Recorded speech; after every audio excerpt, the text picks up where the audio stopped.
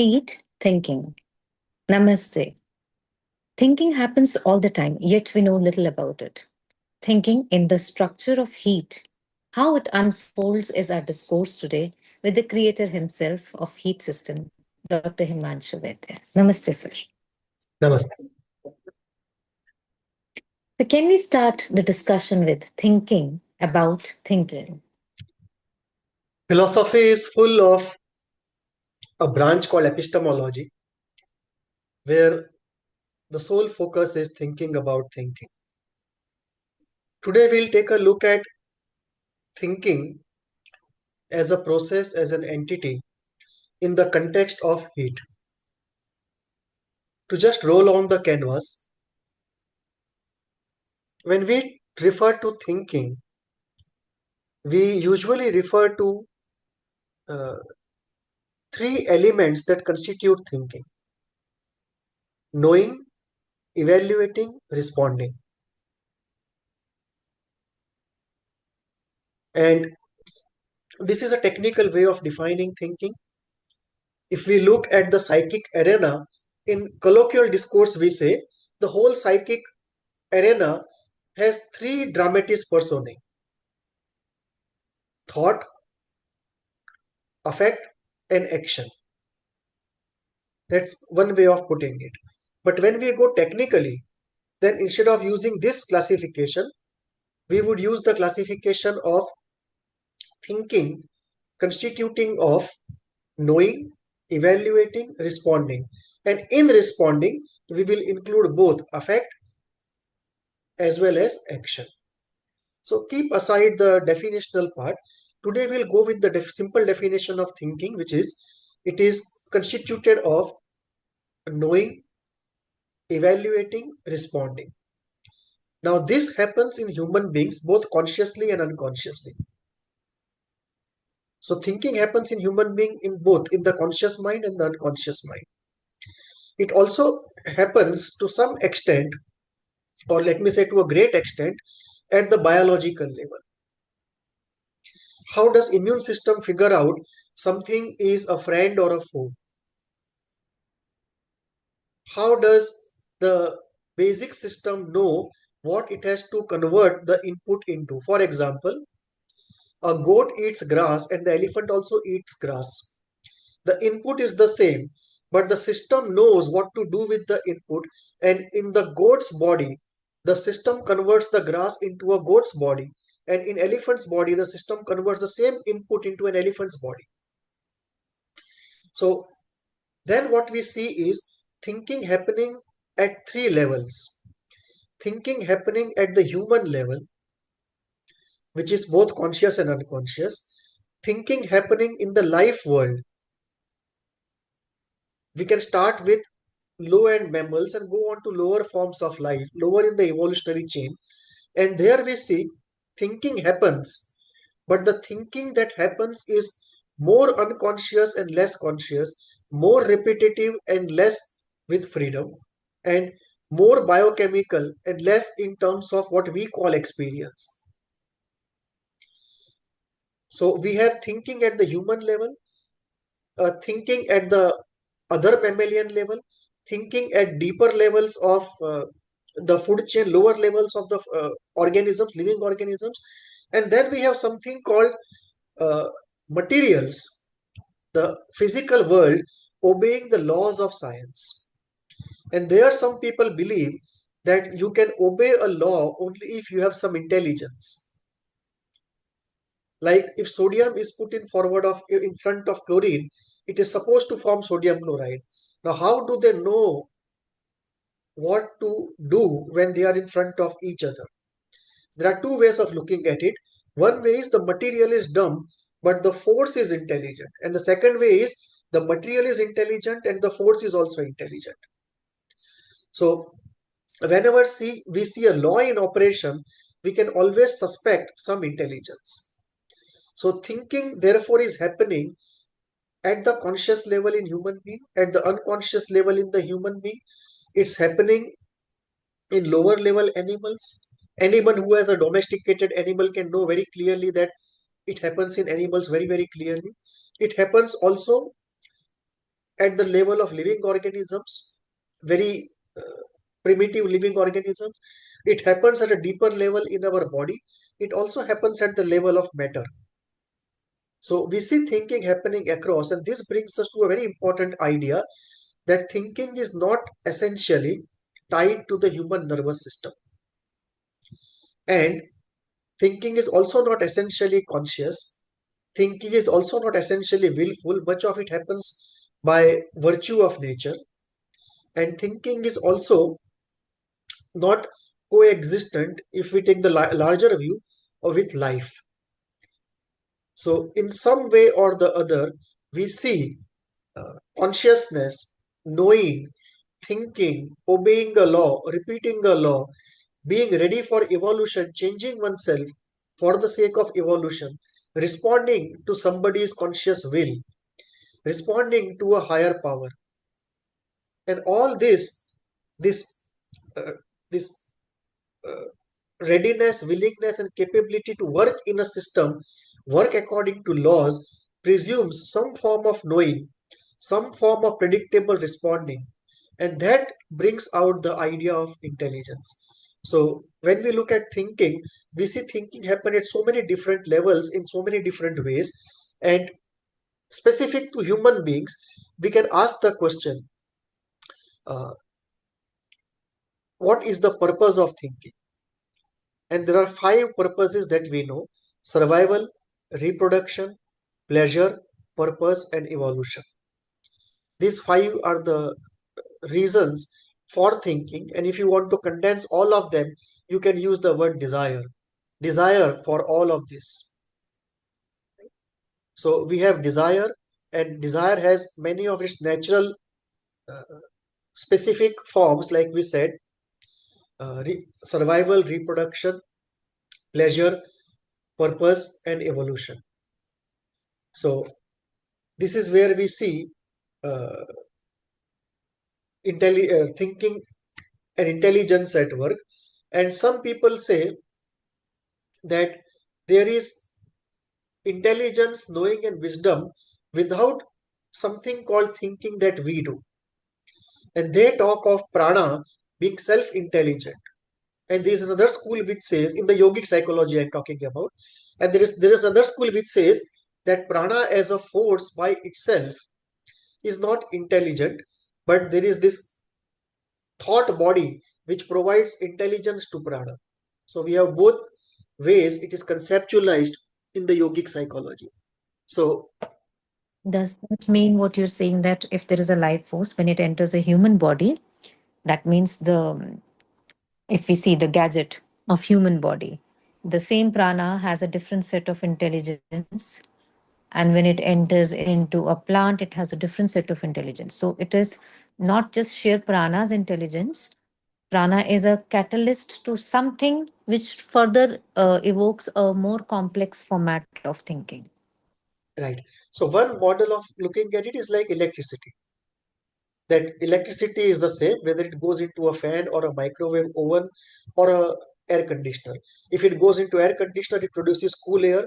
If it goes into a heater, it produces warm air.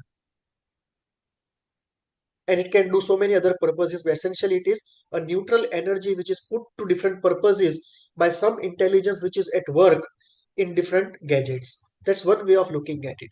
And the second way of looking at it is, okay, it is not a neutral energy, but in the pranic world there are different types of energies, and different types of energies are different types of knowledge and thinking and intelligence and purpose, and they come down differently in different organisms. So we don't know exactly how the science of that pranic thing works. What intuitively looks more convincing at this moment, in a layman's way, is to look at the electricity model of a neutral energy going into everything and then being driven by the specifics of that system. So this is one part of it. Now, in the heat system, we don't uh, tie thinking with the brain. It is associated definitely so, and without the brain it may not happen. That's also true in most human beings, but we don't essentially conceptually tie it to the brain or the nervous system. We use the word called faculty elementals. that those elementals which are used for cognitive purposes. So we use the word the faculty of thinking, the faculty of imagination. All of this we designate by a common term, faculty elementals. And these faculty elementals involve thinking, imagination, and some other things. And they are the ones which are used for thinking it out. And we essentially give a lot of importance to out of body experiences, gut thinking, the second brain in the gut, and so on. The decentralized thinking, so to say, and also non-local thinking. So we'll get into it slowly as we get along. But this is how we look at thinking in heat. So, coming to human thinking from thinking in general, how does heat engage with it? Uh, One, we look at human thinking as very purposeful. Second, we accept Immanuel Kant's model of how thinking happens, but we don't limit ourselves to that model. In the sense, Okay. when it comes to the process of knowing, we don't limit ourselves that only to Kant's model of knowing, of sensation, perception, conception, knowledge, and wisdom. Right. We believe in other Right. modes of knowing which are more popular in Hindu psychology, knowing by identification, knowing by intuition, knowing by inspiration, knowing by grace, knowing by uh, being a good receiver. So, all these ways of knowing we use in this model. And the way it happens is the uh, desire activates any chakra, and the moment the chakra is activated, affinity gets deposited onto that chakra. Affinity is something magnetic, so it draws life energy towards it, and the chakra is energized. And then that chakra, whatever it is, makes use of Agnya chakra, one of the uh, most used chakras. The root chakra and the Agnya chakra are one of the most used chakras in the body. Then the second, the you can include the heart chakra. These three are most used chakras in the body. So they use the Agnya chakra and think out what to do action or not to do action. And then once something is decided, the action starts, and then whether satisfaction, dissatisfaction, feedback, and everything else goes on. So we look essentially in the terms of the sequence of desire, chakra getting activated, using the faculty elementals, their thinking happening, using all the variables that we talk about in heat, which includes epistemological variables as well as some conceptual variables which we define in heat. So that is how we look at it.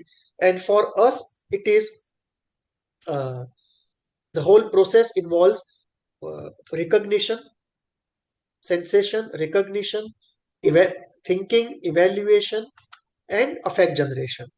And once affect is generated, something to be done with it. So this is how we look at the heat model. And for us, very important part is evaluation. That how do you evaluate what you have uh, recognized in your system, understood in your system? That should you generate affect in response to something? Should you not generate affect? If generate affect, how much? If it's a purely logical operation, then how do you go about it? So evaluation of something, that is very important in the heat model. All right. And it's a ceaseless operation in the conscious and unconscious both. So, can we go into elemental specifics of it? As you mentioned earlier, that the faculty of elementals Oh, which govern the whole system in the heat model. okay. So this is slightly complicated. I'll introduce it with sharing something that let us start with something simple, then we can go into the complex part because this is not the complex parts of it. There are two, three complex parts of it. One is the model of the mind, and second is this process.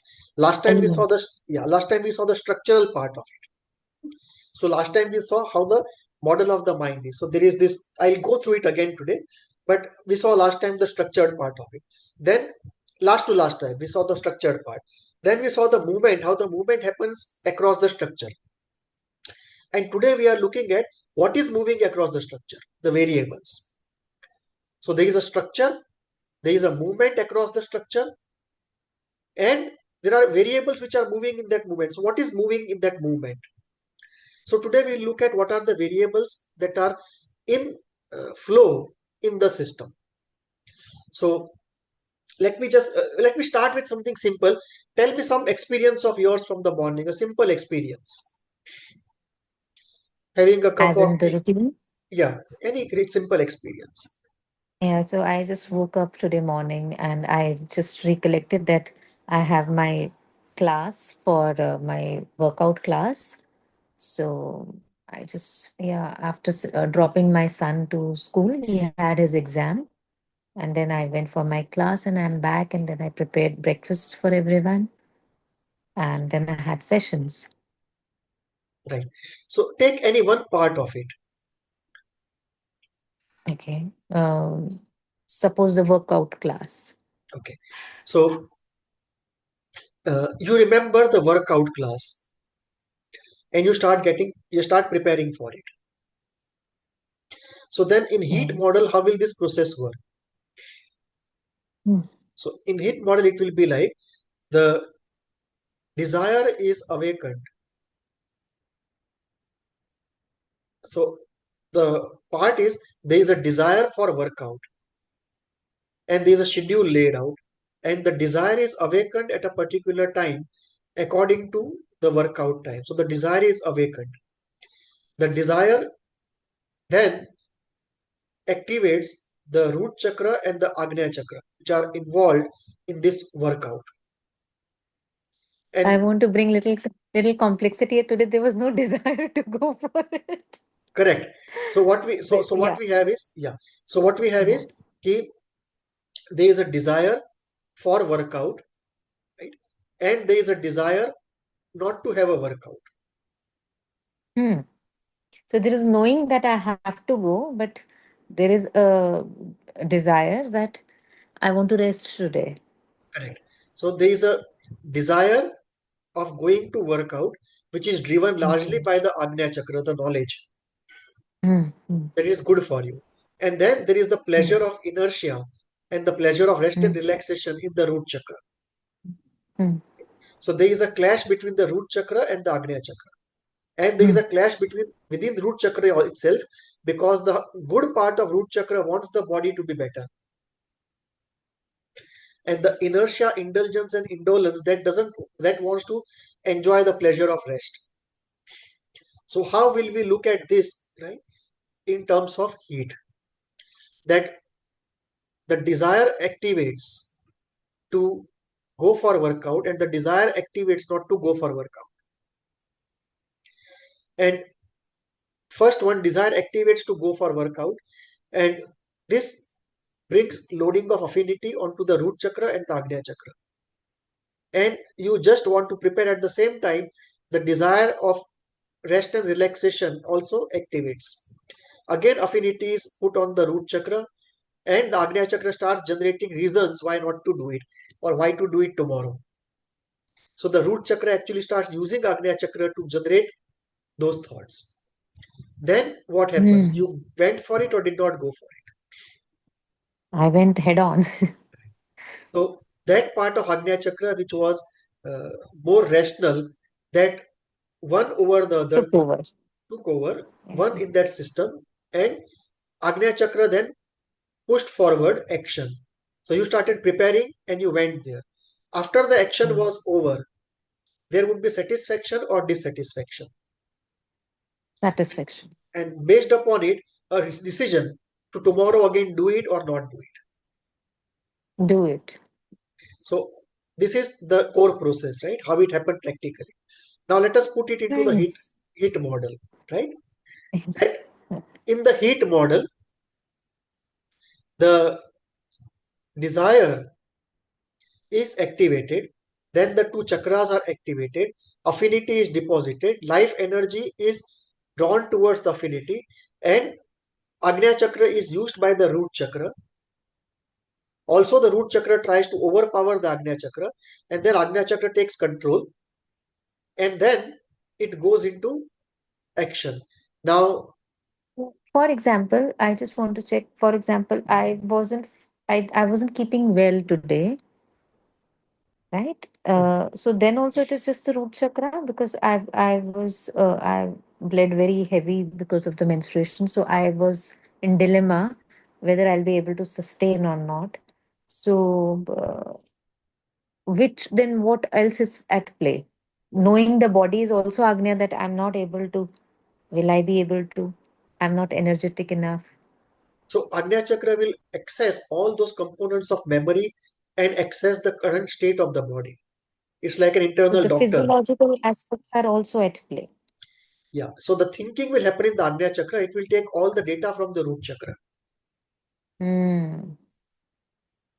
And what will happen then is ki, how the flow will happen. Okay, when you look at the clock or the alarm runs, right, the input comes from inside clock. It does not come from outside. It's not good. Yeah. Right? And the moment the input comes, the whole Make process of desire and everything else that starts. right. So then let me just put on the variables.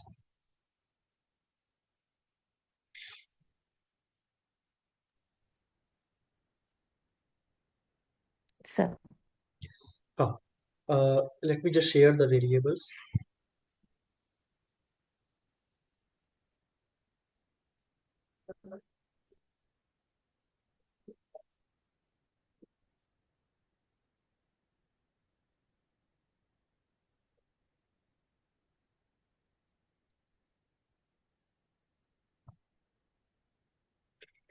Okay, this was what we saw last time, the structure. right. So in terms of the structure,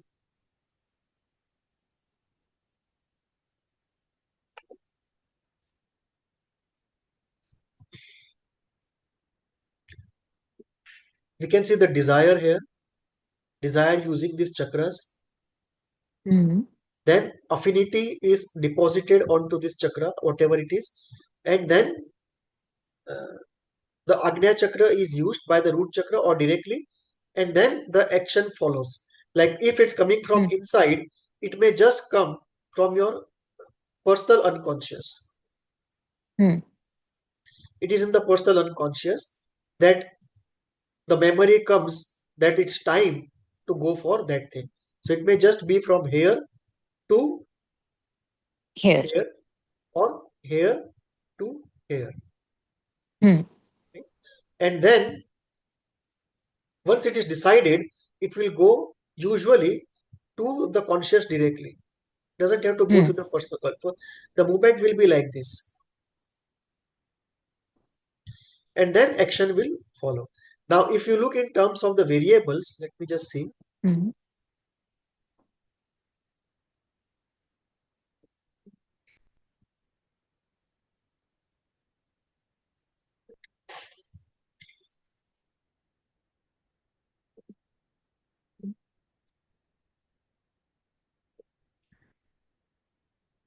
So in heat, we have these variables. Like if you talk of the structure, right?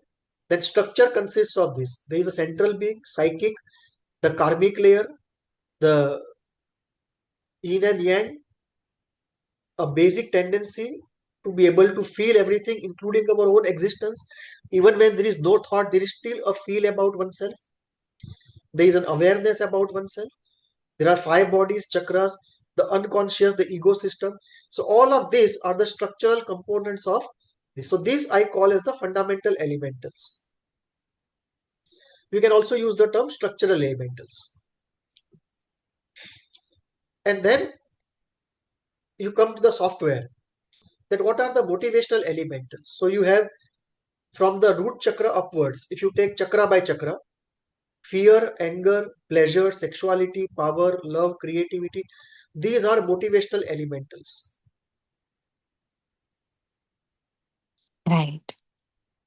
Then we have the process elementals, desire, affinity, uh, life energy, evaluation of something, life energy, sensitivity, all of these are how the something gets loaded up. For example, in your case, let us go here.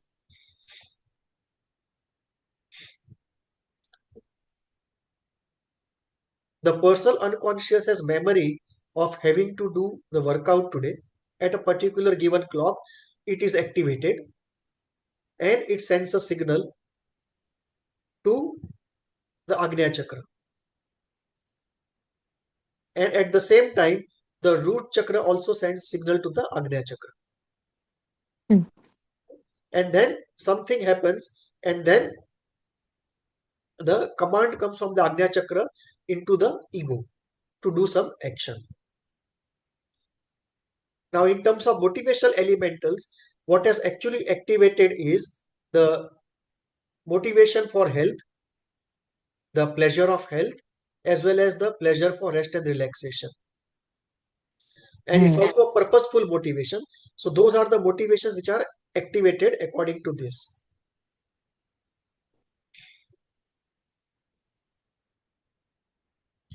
Then what happens is the evaluation happens, that should I go for rest or relaxation or should I go for workout? So you evaluate the outcomes of the two. Evaluation is the key. And after evaluation, a decision is reached and affinity is deposited, life energy comes. And then based upon your sensitivity, some feel is generated. In this case, it is not relevant. But usually when you are dealing with emotion generation, this variable becomes important. And then Okay. these faculty elementals are used in this. So they are epistemological elementals as well as thinking, imagination, and creativity. They are used. These are the ones which are operating in the Agnya Chakra. So if you put a question, what variables operate in the Agnya Chakra, this is how we conceptualize it. Okay. And then there are the side elementals, which I call characteristic elementals, like hope, positivity, or cheerfulness. They change the evaluation of any situation and therefore the generation of affect. So this characteristic elementals are something like this natural state of that person in the Yeah, given moment. these are natural endowments. They are like what in chemistry we call the catalysts. Catalyst. Right? Okay, they are not core to the reaction, but they accelerate or de-accelerate the reaction or change the flavor of it. Say, for example, somebody loses a very small amount of money. If he is very positive, he can overcome it by thinking whatever he wants to think, like it's not something big, I'll make it up again, or maybe I had to do some karmic load or whatever. Right? So these three, they give the flavor to the thinking, positive or negative. But why you have just named these three? They would have the opposite also, the extremes, Correct. hopelessness and negativity, and uh, It's a continuum. continue. Both ends Okay. of the continuum are there. Right? I have just named one end. So we will put it from -5 to +5. And then the resultant elementals, that after you do the action, either you're satisfied or not satisfied. And that in turn creates a template for the future. So based upon the resultant, what is the result of action? You can have satisfaction, dissatisfaction, partial satisfaction, frustration, anger, sadism, masochism, rejection, pain, envy. These are all as the result of something happening. That when a psychic phenomena happens, it leaves behind at its end some resultant emotion or some resultant learning. And then what happens is this accumulates for future. So there is something called accumulating elementals, which means the templates, the schema, the complex, the affective patterns, the habits, the reflexes, the muscle memory, they are all accumulations. They're accumulated elementals, including the tragic holding states, Mm. which we don't let go. Right? And then we have freedom elementals, the free will, the spontaneity, the grace, the spiritual desire to be free. These are the freedom elementals. So this is how the elementals are, and you can see these are some of this. On left hand side we have all the aggregate elementals, the heat elementals, and epistemological elementals, right, of a process like sensation, perception, conception, as well as the quantity, the elementals which are used in the process like quantity, quality, relation, space, time, all of them get used up in this area. So this is how we look Hmm. at the uh, elementals which go into thinking. So if you look at thinking, then the elementals which go are in heat. The elementals which go into thinking are the epistemological elementals of quality, quantity, space, time, etc. The epistemological process elementals, senses and perception, etc. Imagination, knowing, uh, recognizing, evaluating, as well as the characteristic elementals of hope, positivity, or cheerfulness. Those are the elementals which go into thinking. So obviously all elementals are related to each other, but in terms of thinking, those are the core elementals which go in terms of heat. So that is how we map out the thinking process in elemental terms. Very interesting and elaborative way of looking at the core functioning of different variables. Yeah. So So there are further three in parts. detail, Sorry, just one point. There are three please, please. important three important parts of the heat system. One, the model of the Hmm. mind. Second is the movements, because you have open spaces in the unconscious layers, as well as open spaces to for transpersonal things to come into the system or go out of the system.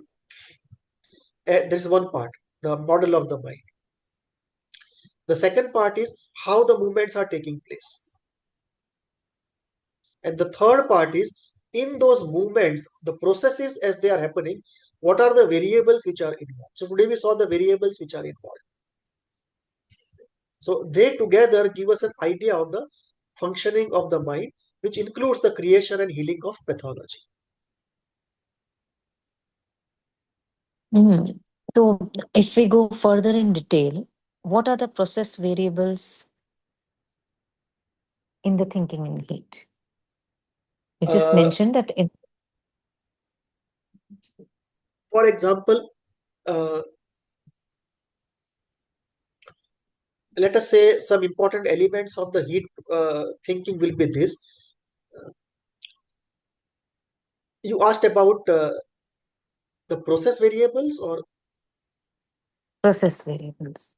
yeah. So the process variables will include the epistemological variables, the heat aggregate variables of uh, recognizing, knowing, evaluating, responding. It will involve the elementals of knowing, imagination, characteristic elementals of cheerfulness, and so on. And it will also include transpersonal variables. So this is something very unique, because the transpersonal element influences will include the variables from the transpersonal will include, it may include something from reincarnation, it may include something from the collective unconscious, it may include something from something somebody has put into you by projective identification or by the pranic cord. This is where it becomes mystical. If you don't like mysticism, you can remove this part and keep the secular rational part of the model. We have made it in that modular way. But these transpersonal elements are there, and then we have the thinking which happens because of grace, because of one being a good recipient, and thoughts one either catches as a good recipient or one receives because of grace of some higher powers or higher beings. So all these elementals are actually there in heat. So we not only look at the rational, epistemological, and the characteristic and the heat elementals, which are very experiential, and you can also look at it conceptually, empirically. But we also look at the more esoteric variables which come largely from the transpersonal area. Can you give an example of this process? Uh, okay. Psychological process. Uh, For example, that of a split. right. Okay, fine. Split is okay. Let us say the split happens. So how would the split happen? The faculty elemental would know the absence of a good breast or the good mother or the object of investment. So the sensation will give you the absence of something good, and then it will be recognized, it will move into perception, it will move into conception, move into knowledge. The loss will be recognized, and the loss will be evaluated by the Agnya Chakra to have a resultant action that this demands creation of affect, of sadness, of anger, of powerlessness, of helplessness, and so on.